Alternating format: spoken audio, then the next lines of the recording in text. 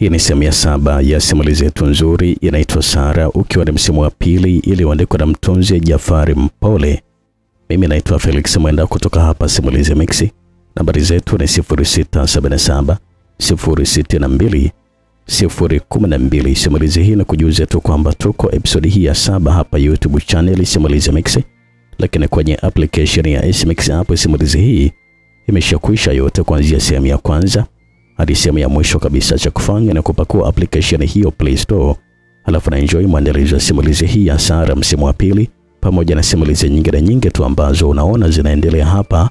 Huko kwenye application inawezekana zimekwisha kabisa zote, episode zote zipo huko. Kama nakumbuka vizuri, sehemu ya 6 tulipoishia ilikuwa ni pale ambapo binti Aznat mara baada ya kusababisha sintofahamu pale kwenye eneo la maombi aliondoka zake na kutaka kutokomea kabisa, lakini akafikiria jambo na kurudi tena kwa wenzake akina Sara. Je, ni kitu gani kitaendelea? Karibu sana katika sehemu hii, ni sehemu ya 7.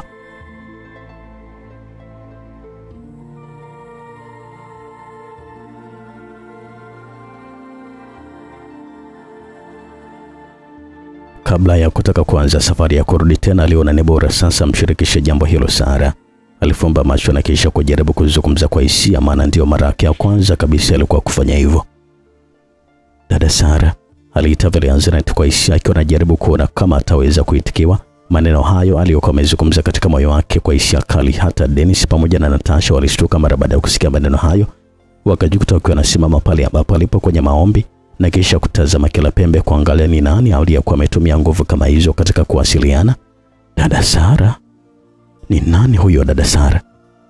Ni nani alizungumza maneno hayo? Mbona ananifanya niumize kichwa sasa hivi hapa? Alizungumza vile Natasha mara baada ya sauti ile Aznat kupenya pia kwenye ngoma za masikio yake. Hapa kuna kitu lazima kinaendelea hapa. Maana siku ya leo sielewi kabisa imekuaje, tangu mwanzo tunaanza ibada hii sielewi kabisa.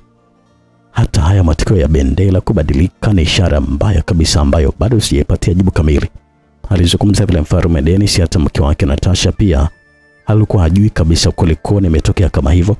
Sauti ile Aznat ilifika kwa Sara vizuri kabisa, lakini alifahamu kwamba Aznat alikuwa amezungumza kwenye sehemu ambayo yoyote mwenye nguvu kama hizo basi lazima ataweza kusikia maongezi hayo atakayozungumza.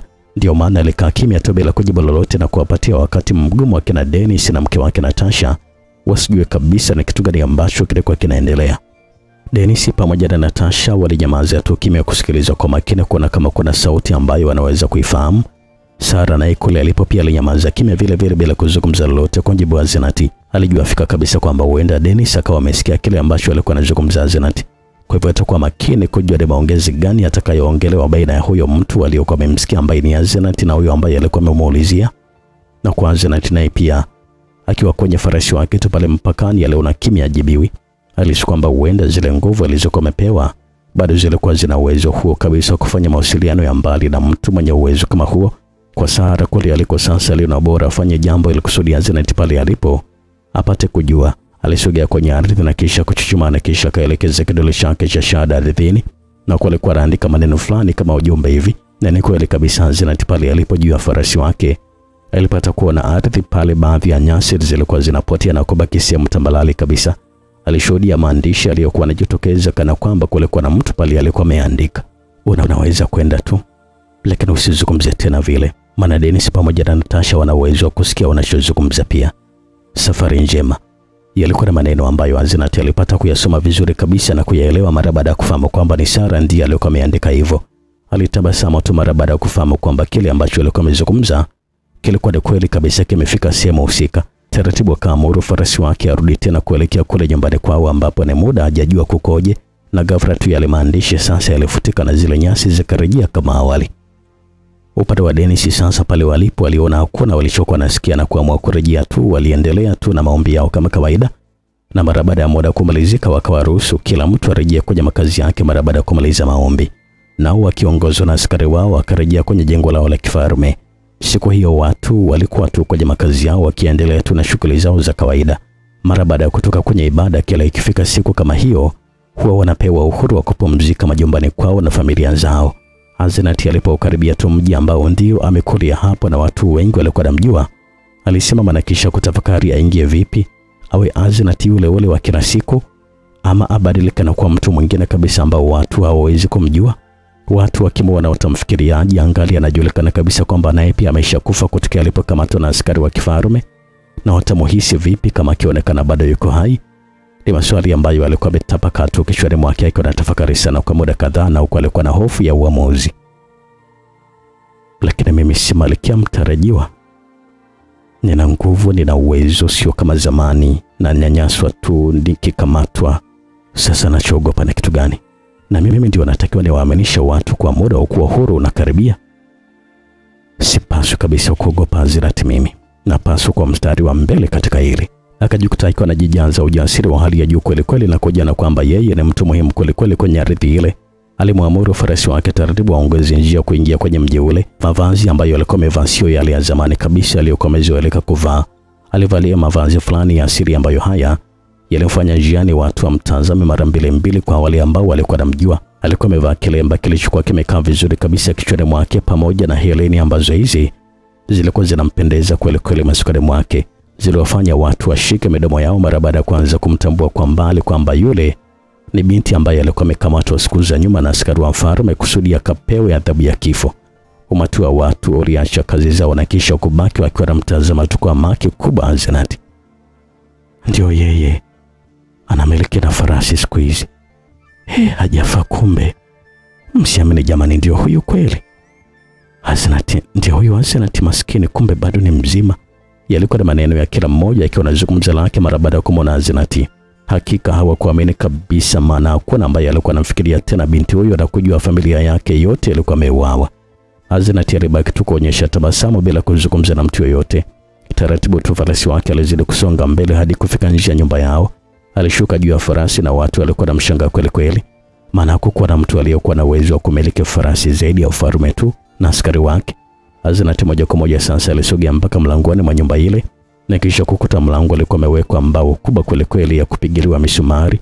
Ilikuwa inamaanisha kwamba hakuna mtu kuingia humo ndani wala kuitumia hiyo nyumba. Bibi moja alisogelea hadi pale ambapo alikuwepo Azirathi na kisha kumshika begani.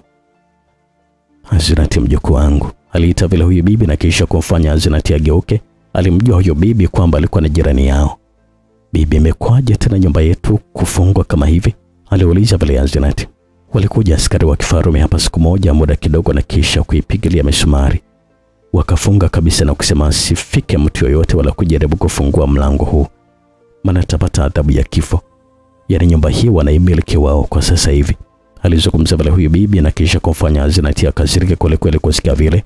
Aligeuka na kisha kutazama mlango wao waliokuwa wamewekwa ubao mkubwa sana uliopigiliwa na misumari na kuzuia kabisa mlango kufunguka kabisa. Alikitazama kiganja cha mkono wake wa kulia na kisha kilianza kutetemeka. Didi ule bibi karibu sasa alishangaa kweli kweli. Azirathi aligeuka na kisha kuona baadhi ya watu walikuwa wanamtazama tu bado wamemzingira. Alipiga hatua mbele na kisha kuwatazama. Hakuna mtu hata mmoja ambaye anapenda maisha kama haya ambayo anaishi. Na hata mmoja wetu anayekula kila siku milo miwili tu. Angalau kwa uhakika watu tunaishi kama wanyama kiasi cha kujiona kwamba sisi ni watumwa wa mtu fulani. Na binadamu hapaswi kabisa kuishi kama hivi, maana huu ni zaidi ya unyama. Lakini mimi naomba niwaambie kitu leo. Lipo tumaini la kuendelea kuishi kama ilivyokuwa zamani. Tutakula pamoja, tutakunywa pamoja na kufurahia kwa pamoja. Naamini kwamba mtafurahia kama zamani. Alizungumza vile Azirathi kwa ujasiri wa hali ya juu kweli kweli. Azirathi alizoeleka kwamba siku zote ni mtoto mwongeaji sana na mwenye malengo chanya ya maisha ambayo sio rahisi kuyapata kwa wakati ule.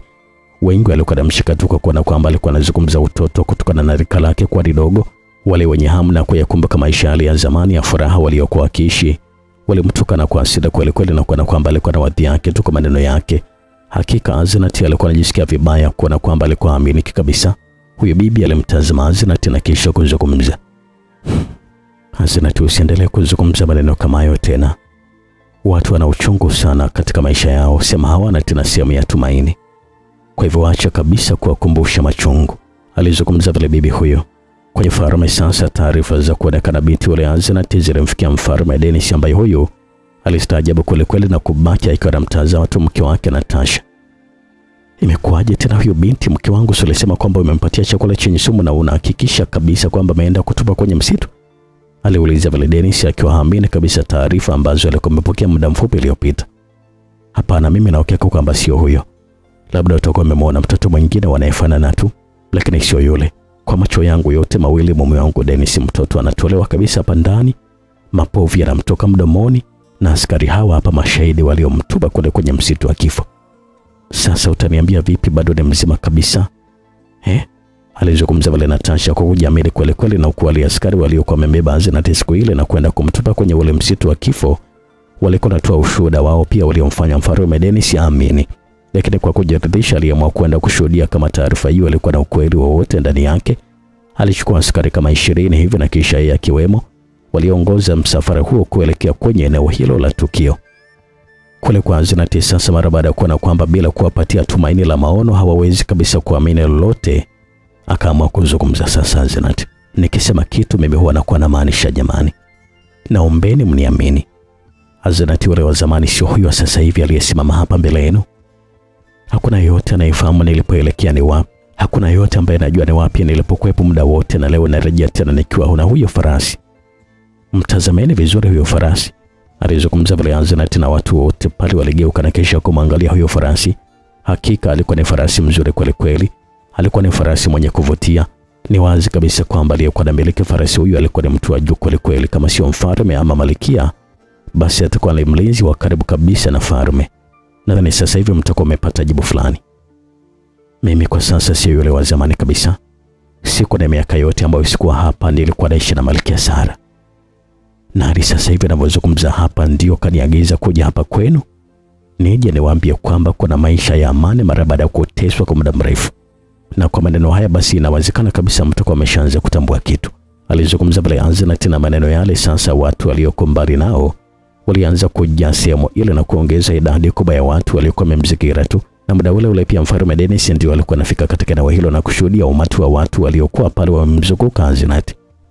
Ina maana kwamba watu wote hao wanamshangaa tu huyo binti. Dennis na kujibiwa na askari wake waliosogea mpaka pale na kisha kusikia. Aliuliza pale Mfalme Dennis na kujibiwa na askari wake walisogea mpaka pale na kisha kusikia maneno ya binti yule Aznath aliyokuwa anazungumza. Dennis mara baada ya kumwona tu binti yule alishtuka kweli kweli mara baada ya kumfahamu kwamba ndio yeye haswa yule ambaye alikuwa ameamuru afya mara 2 mfululizo.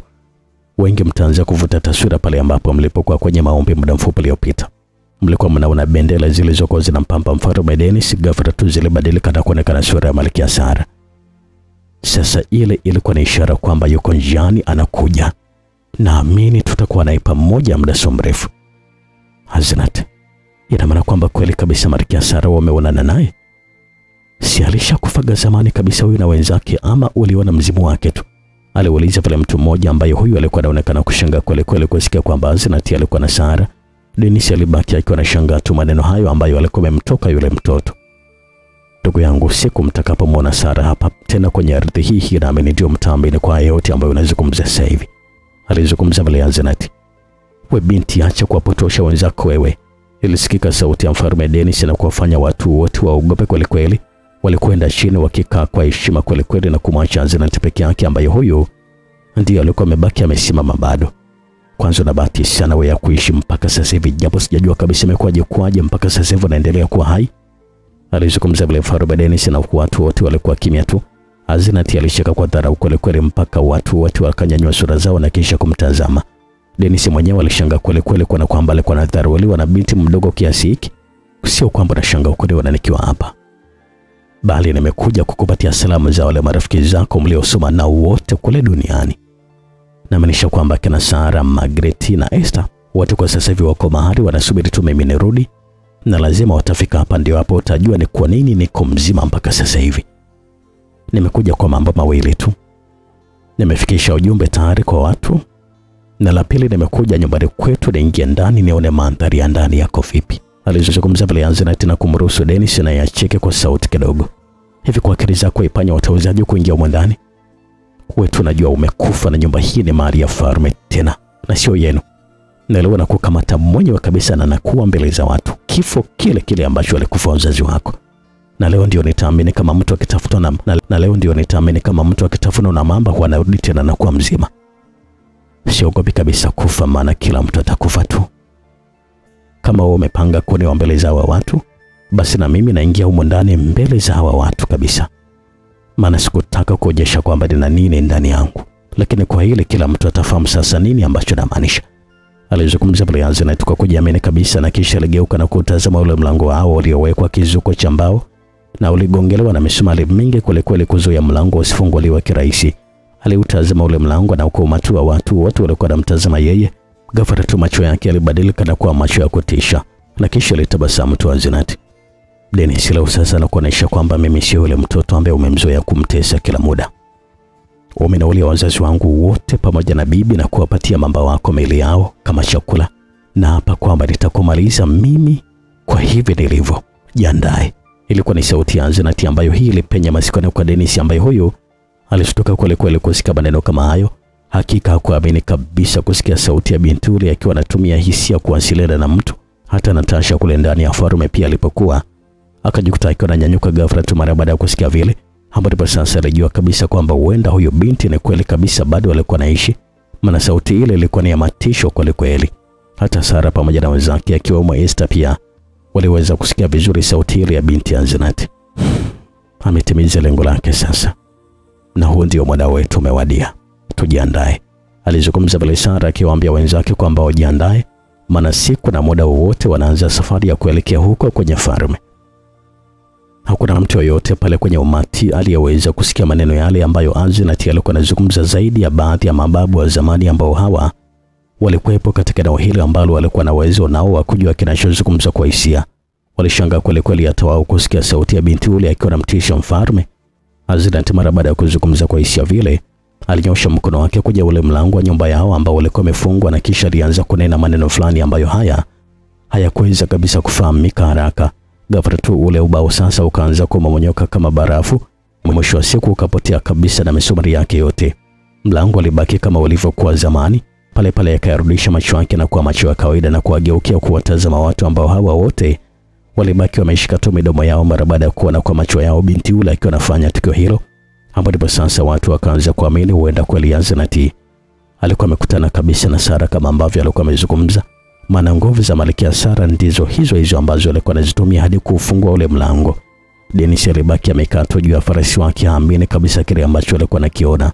Binti mdogo sana, lakini alikuwa amefanya mambo makubwa ambayo sasa yalikuwa anafanya aanze na kuhisi huenda wakina Sara kweli walikuwa bado hai. Watu walianza kusimama taratibu na kuanza kufurahia mara baada ya kuona kweli kule kuna tumaini la kuishi kama zamani. Walianza kumwamini moja kwa moja Aznat, hali iliyomfanya Dennis sasa ashikwe na hasira kweli. Alitoa amri askari wake wakamkamata wale binti, lakini ghafla tu akasikia milio ya farasi zilikuwa zinakimbia kuja kule walipo. Walipogeuka nyuma pamoja na Dennis mwenyewe, walimshuhudia Mfalme Maliki alikuwa anakuja na kikosi cha askari wake wakiwa nyuma yake. Alisogea mpaka pale bila kujua kilichokuwa kinaendelea na kukutana na Dennis. Nafurahi sana ndugu yangu kukuona tena kwa mara nyingine tena, inapendeza kweli. Nimefurahi sana kuona mko hivi. Alizungumza pale Maliki na alikuwa anawatazama tu watu ambao hawa walikuwa wametulia tu muda wote kwa heshima ya Mfalme Dennis. Nafurahi pia kukuona umenitembelea leo kwangu pia. Naomba nikupeleke mahali patakatifu upate kupumzika Mfalme Maliki. Alizungumza pale Dennis akiwa anamtaka Maliki waondoke kuelekea kwenye farme.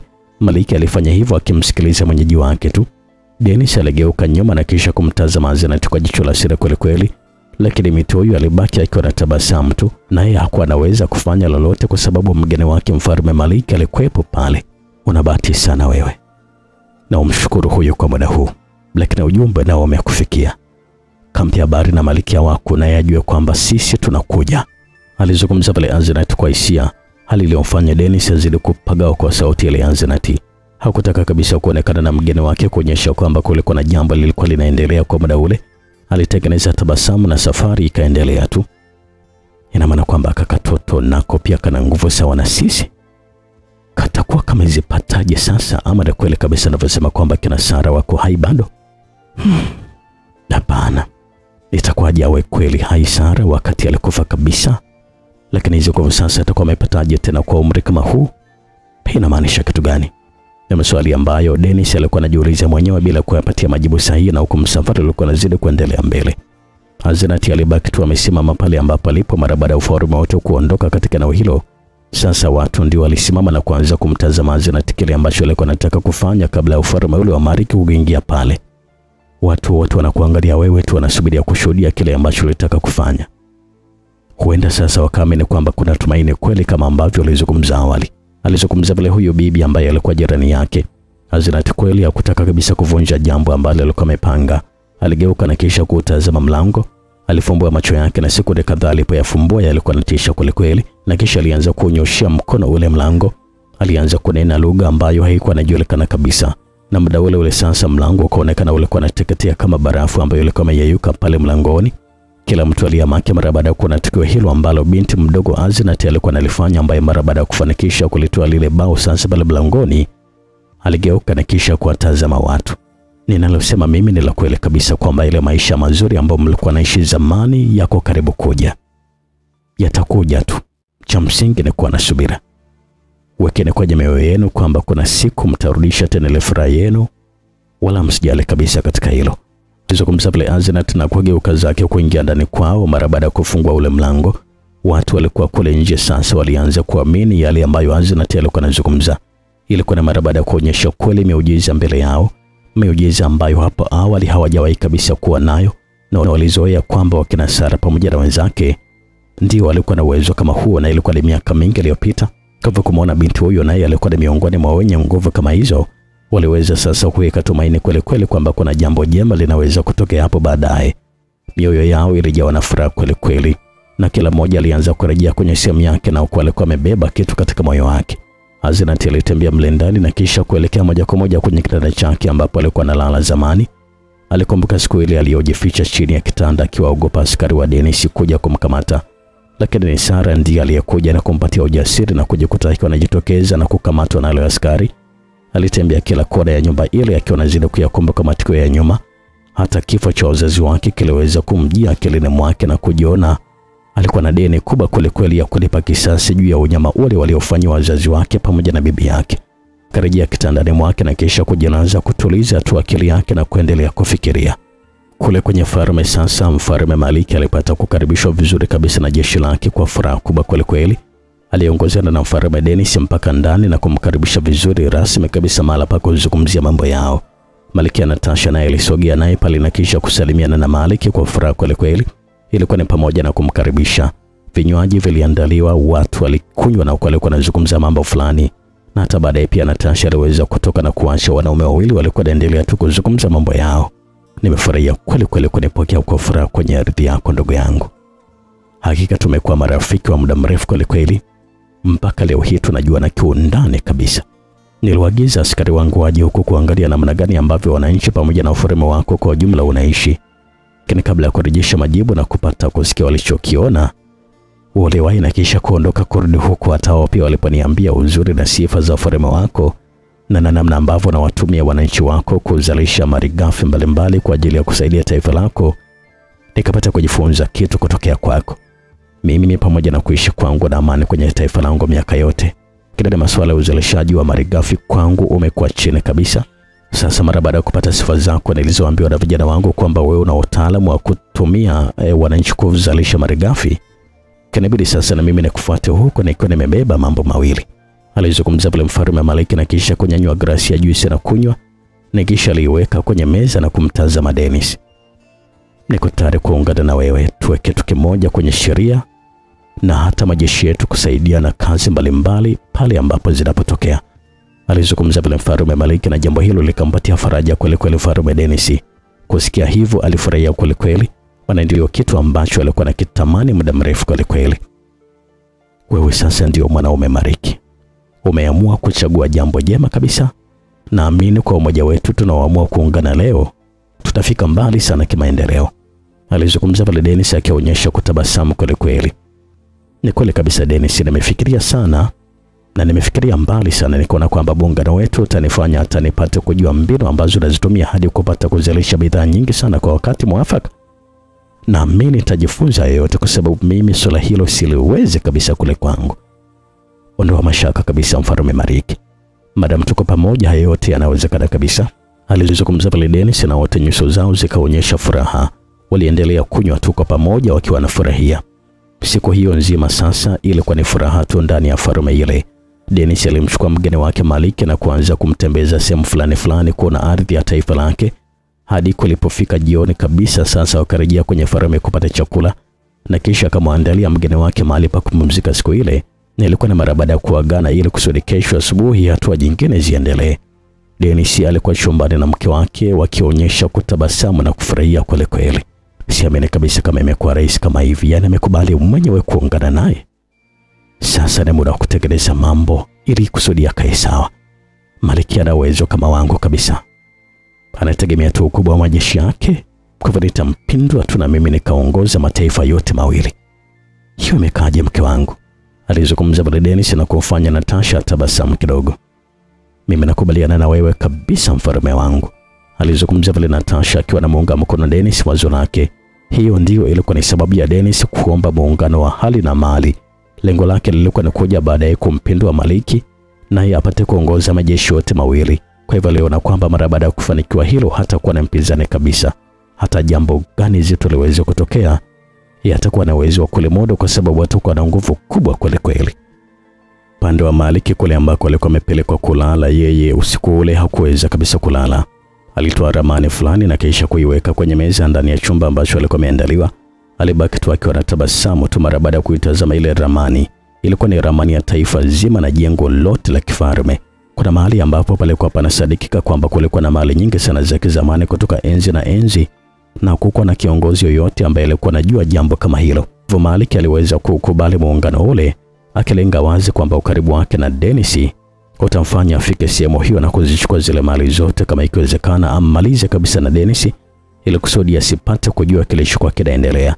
Kwa hivyo farme hizi mbili kila mtu alikuwa amekubali muungano kwa mambo yake binafsi na sio muungano wa kuleta amani na maendeleo katika mataifa yao kama ambavyo midhumuni walikuwa wanazungumza.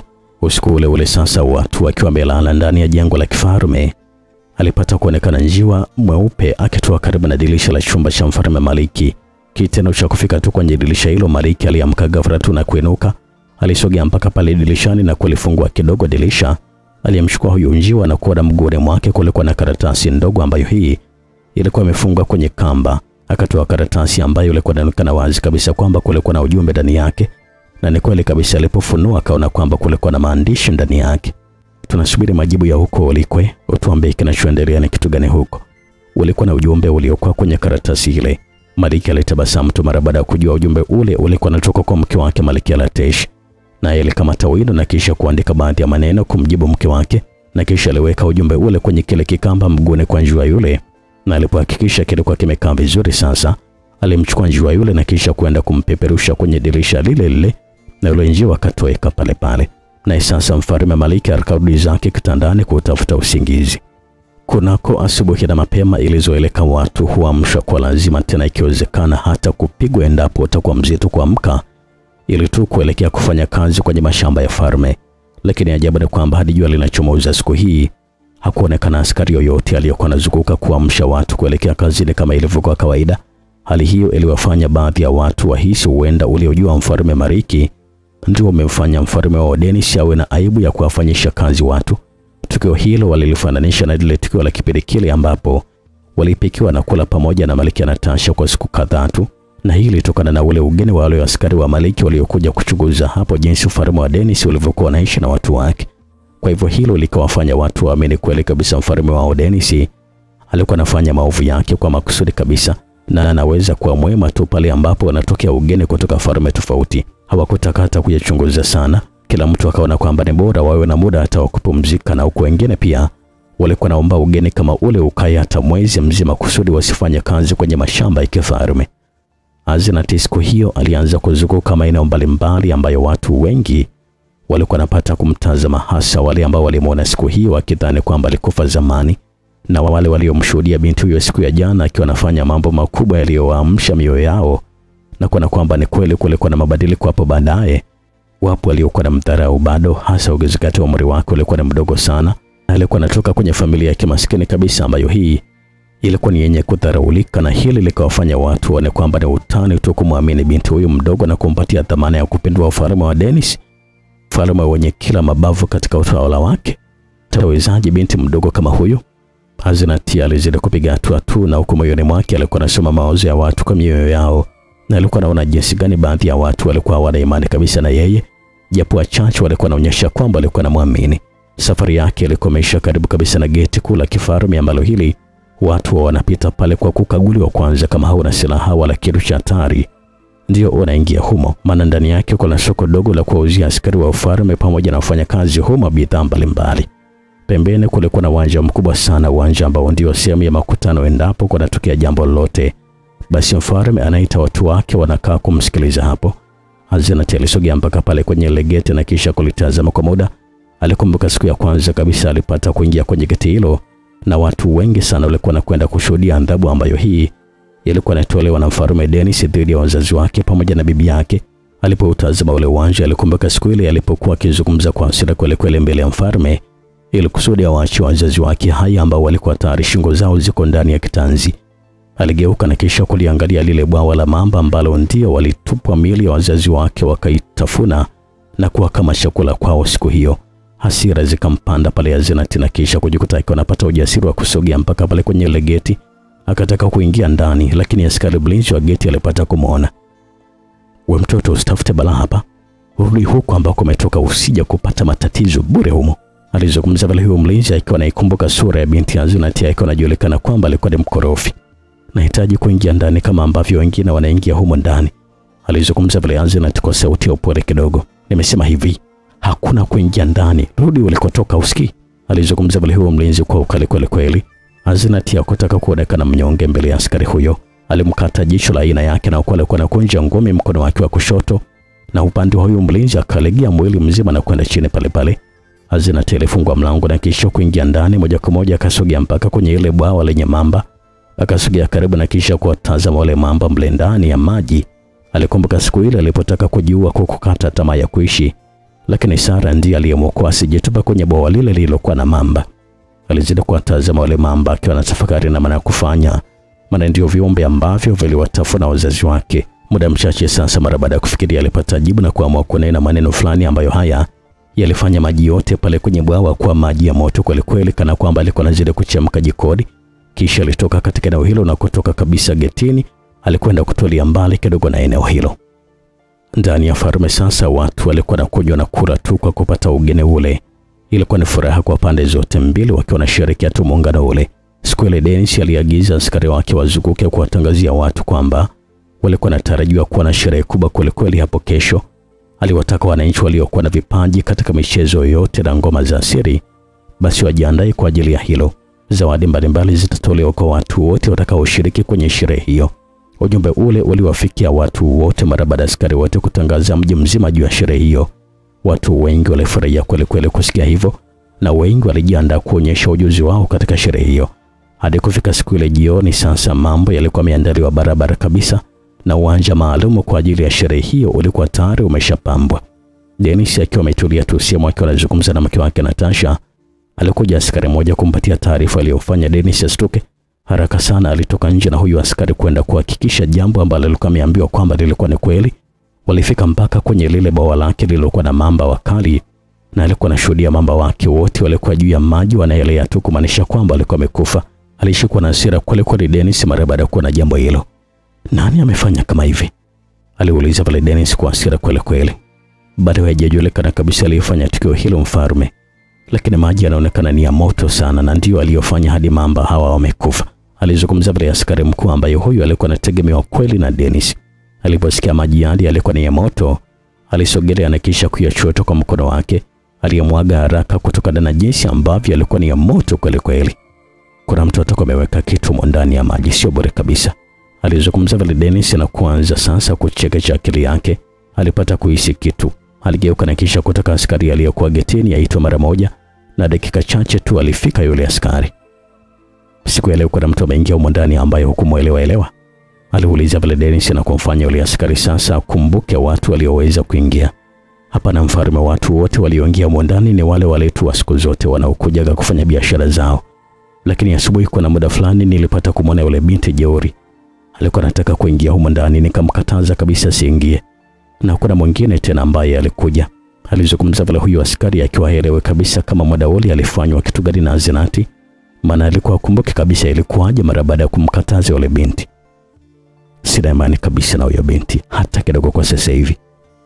Siamini kabisa kama unaweza kumzuia kuingia humo ndani kirahisi tu. Hebu nitafutie na huyo binti haraka kweli na iwe siri yako wewe. Asijue mtu yoyote ule hili jambo. Alizungumza vile Dennis akitoa amri Aznath atafute popote alipo, na ndiyo mtu pekee ambaye alikuwa anamhisi kwamba huenda ndio amefanya tukio hilo. Haraka sana askari walipokea amri ile na kisha kutawanyika katika eneo hilo. Waliingia mitaani kumtafuta binti huyo. Dennis alikasirika kweli kila ambapo alikuwa anawatazama wale mamba wake ambao muda mwingi sana alikuwa anawafuga, alikuwa anawapenda kweli. Askari waliondoka moja kwa moja na kuelekea kwenye ile nyumba ya kina Aznath. Walipofika kwenye ule mlango waliuona ule ubao wao waliokuwa wameweka na misumari ulikuwa vile. Walitazama na tu kuona kwamba ubao ule uko vile kama ambavyo aliweka. Wakati walishuhudia kabisa jana binti yule alikuwa na uyayusha ule ubao pale mlangoni. Hawakutaka kupoteza muda. Waliingia masokoni na sehemu nyingine kuangalia kama wanaweza kumpata binti ule. Upande wa Sara pamoja na wenzake sasa walikaa kimya tu akiwa anamsikiliza tu binti Aznath ambaye huyu alikuwa amefika siku hiyo akitoka kule kwa ufalme wa Dennis. Muda wote ambao kule askari walikuwa wanamtafuta, kumbe yeye alikuwa ameshaondoka muda mrefu kwenye mji ule. Alikuwa amerudi sasa na kuungana na wenzake. Kama alivyozungumza Aznath jamani kwamba kesho ndio ile sherehe yao ya muungano. Na nishasemaga kwamba Dennis ameona kufanikiwa jambo hili kwa kuwa naamini atapata msaada wa majeshi ya Mariki. Sijajua na Mariki amefikiria kitu gani kwa pamoja na Dennis. Maana yeye Mariki amekamilika kila kitu. Maana na watu wengi kwenye taifa lake na pia na majeshi mengi. Alizungumza vile Esther akiwa anawaambia wenzake. Jambo hili sio la kuliacha lipite hivi. Kama tumeshakamilisha basi kesho lazima safari kuelekea huko tuianze. Chochote kitakachotokea lazima tukikabili. Watu wameteseka kwa miaka mingi sana kwa unyama ambao Dennis anawafanyia. Alizungumza vile Aznath akionyesha uchungu wa jambo hilo. Sawa basi tutaondoka jioni ya leo. Lakini ningependa Aznath ubaki kwa heshima yako hapa, sisi ndio tunakufanyia kazi wewe. Kwa hivyo na muda wa kupumzika kwa sasa hivi. Tukitaje msaada wako basi tutakuita tu, lakini kwa hili waacha tulifanye sisi kwanza malkia wangu. Alizungumza vile Sara kwa unyenyekevu hali ya juu kweli akijaribu kumwelewesha Aznath. Na ndio kwa mara ya kwanza kabisa Aznath alikuwa anaitwa malkia na Sara. Hii ilikuwa ni ishara ya kumheshimu na kumpatia madaraka yote yeye. Alitabasamu na kisha kukubaliana tu na mawazo ya Sara. Basi muda waliwadia na timu ya watu watano yani Sara, Margaret, Esther pamoja na wale wasichana wawili walijiandaa kwa ajili ya kuelekea kwenye ufalme wa Dennis. Aznath alisimama na kubaki kuwatazama tu akiwa na ishara zao, kila mmoja alikuwa kwenye farasi wake. Tukutane katika sehemu ijayo. Itakuwa ni sehemu ya 8 ya simulizi yetu nzuri inaitwa Sara, ukiwa ni msimu wa pili. Mimi naitwa Felix Mwenda na mtunzi anaitwa Jafari Mpole.